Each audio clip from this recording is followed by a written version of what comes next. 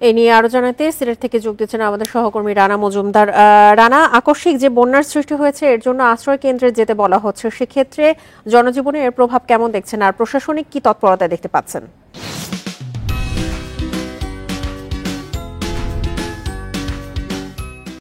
দেখুন, আসলে প্রথমেই বলে রাখি যে আমরা আসার সময় এই এলাকাতে আমরা বর্তমানে রয়েছি গোয়াইনঘাট উপজেলায় সিলেটের, এবং আমরা আসার সময়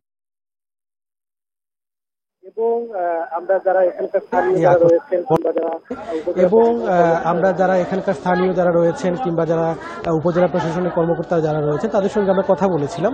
তারা বলছেন যে এটি ভারতে যে উজানে যে পাহাড়ি ঢল, মূলত এই পাহাড়ি ঢলের কারণেই কিন্তু এই এলাকাগুলো প্লাবিত হয়েছে। এবং আপনি জানেন যে সিলেটের যে কয়েকটি সীমান্তবর্তী উপজেলাগুলো রয়েছে, বিশেষ করে সেই উপজেলাগুলোতেই কিন্তু আসলে পানি ঢুকেছে এবং মানুষ কিন্তু আসলে এই বন্যা কবলিত হয়েছেন এবং আমরা আসলে এই আকস্মিক বন্যার কবলিত হয়েছেন। এবং আমরা এই মুহূর্তে অবস্থান করছি গোয়াইনঘাট উপজেলার নয়াগাঁও এবং যে মানুষ কিন্তু তারা তাদের জিনিসপত্র, বাসাবাড়ি এবং গবাদি পশু নিয়ে কিন্তু বড় হয়েছেন। পাশাপাশি উপজেলা প্রশাসনের পক্ষ থেকেও কিন্তু তাদেরকে নানাভাবে সচেতন করা হচ্ছে। আশ্রয় কেন্দ্রে নিয়ে আসার জন্য যে ধরনের ব্যবস্থা নেওয়া প্রয়োজন সেগুলো কিন্তু আসলে করা হচ্ছে বলে স্থানীয়রা আমাদেরকে জানিয়েছে।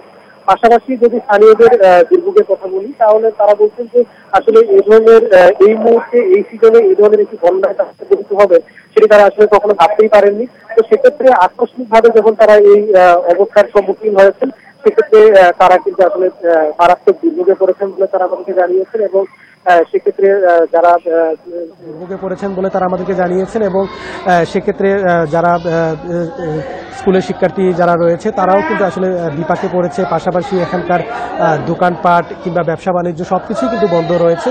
এবং আমরা এখানে আসার সময় দেখতে পেরেছি যে শহরের সাথে যোগাযোগ করার জন্য যেই প্রধান যে সড়কগুলো রয়েছে সেগুলো মূলত কিন্তু আসলে বন্যার কবলে পড়েছে এবং সেক্ষেত্রে শহরের সাথে তারাও কিন্তু অনেকটাই যোগাযোগ বিচ্ছিন্ন হয়ে পড়েছেন।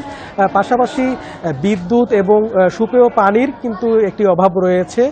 আপনি জানেন যে এখানে বন্যা কবলিত হয়ে পড়ার কারণে 70% এলাকা যখন এখানে মানুষ যখন বন্যা কবলিত, সেক্ষেত্রে কিন্তু বিদ্যুৎ নেই এবং পানিও কিন্তু সরবরাহ সঠিকভাবে করা হচ্ছে না। তো সেক্ষেত্রে তারা স্থানীয় যারা রয়েছেন বন্যা কবলিত হয়েছেন তারা দাবি করছেন যেন উপজেলা প্রশাসন থেকে যেভাবে সহযোগিতা করা হচ্ছে, পাশাপাশি সেই সহযোগিতার হাতটুকু যেন আরও বাড়িয়ে দেওয়া হয় বলে তারা দাবি করেছেন। এবং আরও যে বিষয়টি আমরা উপজেলা প্রশাসনের সাথেও কথা বলেছিলাম কিংবা আমরা আবহাওয়া অফিসের সাথেও কথা বলেছিলাম, পানি উন্নয়ন বোর্ডের সাথেও আমরা কথা বলেছিলাম। তারা বলছেন যে সিলেটে যে ধরনের বৃষ্টিপাত হয় সেই ধরনের বৃষ্টিপাতের কারণে কিন্তু এ ধরনের বন্যা হওয়ার সম্ভাবনা খুব একটা নেই। তবে সিলেটে আবহাওয়া অফিসের যারা কর্মকর্তা রয়েছেন তারা বলেছেন যে সিলেটে আগামী 2-3 দিন হয়তো হালকা এবং মাঝারি বৃষ্টিপাত হওয়ার সম্ভাবনা আছে। তবে সেই বৃষ্টিপাতের কারণে যে এই যে বন্যা পরিস্থিতি সেটির আসলে অবনতি হওয়ার কোনো ধরনের সুযোগ নেই। কিন্তু যদি ভারতে যদি পাহাড়ি ঢল, উজান থেকে নেমে আসা পাহাড়ি ঢল যদি অব্যাহত থাকে তাহলে কিন্তু এই বন্যা পরিস্থিতির অবনতি ঘটতে পারে বলে তারা আমাদেরকে জানিয়েছেন। সবকিছু মিলিয়ে বন্যা পরিস্থিতি নিয়ে সিলেট থেকেই ছিল আমার কাছে সবশেষ। উজান থেকে নেমে আসা পাহাড়ি ঢলে সিলেটের বিভিন্ন উপজেলায় আকস্মিক বন্যা দেখা দিয়েছে, এ নিয়ে জানাচ্ছিলেন সহকর্মী রানা মজুমদার।